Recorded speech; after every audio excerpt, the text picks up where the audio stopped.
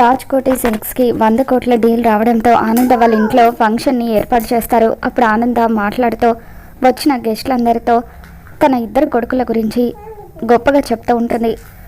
ఈరోజు మేము ఇలా నెంబర్ 1 స్థాయికి చేరుకున్నామంటే దానికి కారణం మా ఇద్దరి కొడుకుల కృషి అని చెప్పి ఆనంద అంటూ ఉంటుంది.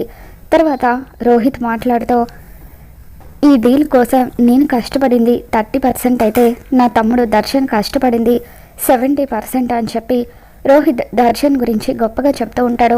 ఇక దాంతో లీలావతి కోటేశ్వరరావు ఇద్దరు కూడా రోహిత్ మాటలకి బాధపడుతూ ఉంటాడు. లీలావతి కోటేశ్వరరావుతో అదేంటండి, మన రోహిత్ కూడా దర్శన్తో సమానంగా కష్టపడ్డాడు కదా, మరి దర్శన్ గురించి గొప్పగా చెప్తున్నాడు ఏంటి అని అంటూ ఉంటే ఇప్పుడు దర్శన్ కూడా రోహిత్ గురించి గొప్పగా చెప్తాడులే లీలావతి అని చెప్పి కోటేశ్వరరావు అంటూ ఉంటాడు.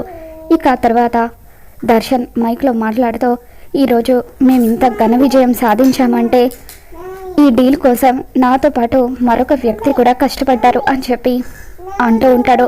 ఇక రోహిత్ తన గురించే దర్శన్ చెప్తున్నాడు అనుకొని ఎంతగానో ఆనందపడిపోతూ ఉంటాడు. కానీ దర్శన్ మాత్రం రోహిత్కి షాక్ ఇస్తూ ఈరోజు ఈ డీల్ మాకు రావడానికి కారణం మరొక వ్యక్తి అని చెప్పాను కదా, ఆ వ్యక్తి మరెవరో కాదు శరణ్యను మీ అందరి ముందుకి రావాల్సిందిగా కోరుతున్నాను అని చెప్పి దర్శన్ అనగానే శరణ్య అందరి ముందుకు వచ్చి నమస్కారం పెడుతూ ఉంటుంది.